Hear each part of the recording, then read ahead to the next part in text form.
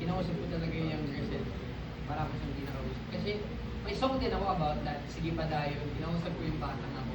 Kasi siguro kung makikita ko siya, parang sabihin ko sa kanya na ano, wala ako ibang sabihin sa kanya, sige lang yun lang, padayon lang, gawin mo lang yung ginagawa ko kasi hindi ko wala rin akong babaguhin sa kanya. Kasi lahat ng dinaanan niya rin kasi kailangan Oo. Kahit ito, kung matanda na ako, tapos papakausapin na naman ako kung ano sabihin ko sa ako ngayon, wala ka rin gawagawin.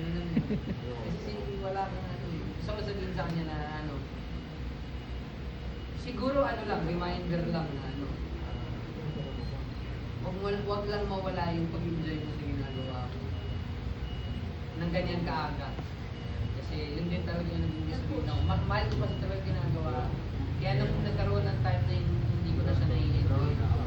Hindi ko na siya nai-enjoy. Hindi na siya masaya.